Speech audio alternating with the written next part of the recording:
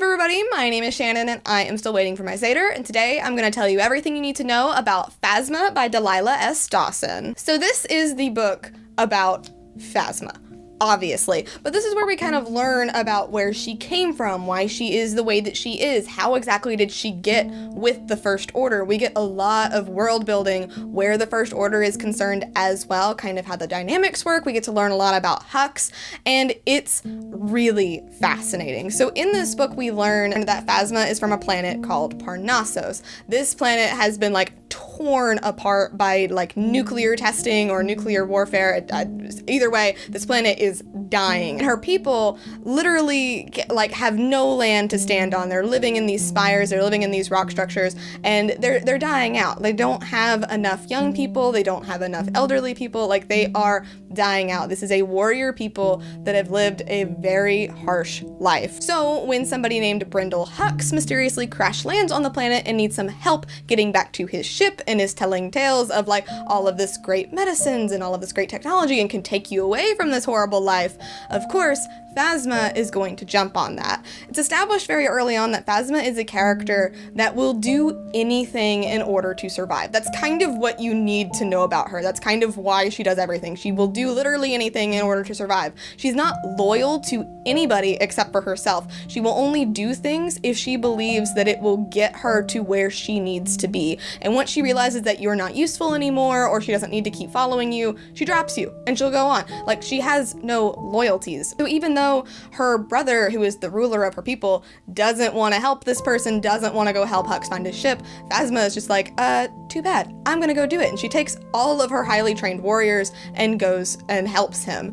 And this whole section of the story is told from a character named Civ, so it is still removed from Phasma. We're still not in her mindset, and that is by design because she is a very mysterious character. Even in this part of her life, she's always wearing a mask, so you don't get to see her very often, but you do learn that she is very beautiful in a very harsh kind of way because she's a warrior. She's been living this harsh life. And this was 10 years before the events that are going on right now in the storyline, what's going on right now in the sequel trilogy. And this is her, meeting up with Brindle Hux. This is her joining the First Order. And what's interesting here is that she'll do anything in order to survive, and she'll also do anything to make sure that nobody figures out who she really is or how she's really acting, what she's going to do. She doesn't want anybody to figure her out. So in the process of this, the only people that survive and make it onto the ship to leave with Brindle is Brindle, Phasma, and then this one other little girl that Phasma makes go away pretty early on because she doesn't want anybody to know anything about her previous life, which obviously also means that Brindle's days are numbered. And in regards to that, our little Armitage Hux, he's the General Hux that we all know and love, that sassy drama queen, he wants his father dead as well, so he and Phasma team up and kill him. And what I really like about this is that this whole book really focuses on the fact that Hux and Phasma are the bad guys. They are the bad guys of the story. There's not really any redeeming traits here. Yes, maybe they have some sob story backstories or any of that, but there's no redeeming them. They're bad people and they like being bad people, and this is the way that they want to go. And it's actually contrasted very heavily with Kylo Ren, who a lot of people like to say is the big bad of the sequel trilogy, and no, he's not. Because Kylo Ren is lost. Kylo Ren doesn't know who he is. He's trying really hard to be something that he isn't. It's not working. His soul is torn apart. It split his spirit to the bone, all of this kind of stuff. And in Phasma, it's very clear, and Phasma even says this a lot of times, that she knows who she is. She knows that she is this type of person. She doesn't deny it, she just keeps on doing it. She is who she is. She will do anything in order to survive, and once you're not useful to her anymore, or if you know too much about her, you're gone. Your days are numbered.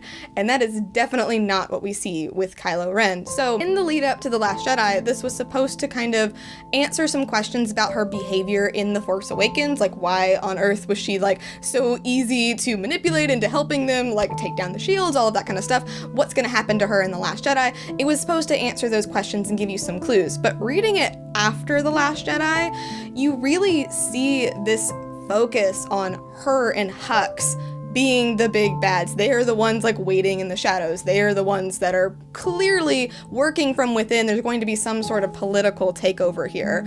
Now, I know in The Last Jedi, Phasma dies. But here's the thing. There's a lot of allusions in this book that she's very Darth Vader-esque. She becomes more machine as the book goes on. She's always wearing her mask. She slowly starts to only wear the Stormtrooper armor. She creates her own armor later on. And nobody ever sees her face ever until we get that slash and we see her eye. I just smacked my glasses as well. So it's very clear that like she is becoming more machine, and her falling into this fiery explosion, a lot like Anakin, she could easily be rescued and be even more machine than ever. I don't think we will see that in episode 9. I don't think there's enough time to explore that. But I could see her coming back in like a TV show or her own comic series. There is a lot to explore with her. She's a very interesting villain. So maybe like a la Darth Maul, kind of coming back in that sort of fashion. And overall, like this book is a really fascinating read for all of those details. It really makes you think about a lot of those things. So if you haven't read it, I do recommend that you do. The pacing and the structure is frustrating in my opinion, but that's just because I feel like it should be more character focused. Although, since it's not, that also lends it to maybe Cardinal and Vi coming back later, because Cardinal escapes the First Order. He's a really interesting character because he was kind of the Phasma until Phasma came along and they split that job into two. But then Phasma kind of became the golden child of the First Order. Cardinal is harboring a lot of resentment about that. He doesn't think Phasma is who she says she is, which he's right about. He thinks that she's, only working for herself, which again, he's right about. He's also the one that trains the children to become stormtroopers, and eventually they get passed off to Phasma to become soldiers. So he's a really fascinating character, and he does escape with Vi, who's with the Resistance, at the end of the book. So if Phasma comes back, maybe we'll get to see them come back, or maybe we'll see Cardinal again if we get more of Finn's backstory. I think there's more to be told here. We just don't get all of it, which is frustrating, but again, like the sequel trilogy saga of movies isn't over, so they can't fully explore that stuff until episode 9 comes out. At least that's what I'm guessing. So again, I really like this book. There are a lot of awesome details here. If you haven't read it, and I did just spoil everything for you, I still highly recommend that you do so, because it is, there's just so much here. But thank you guys so much for watching this video. If you liked it, be sure to hit that like button down below, and don't forget to subscribe so you can talk books with me every week. That is everything I got for you today, and I will see you guys next time. Bye!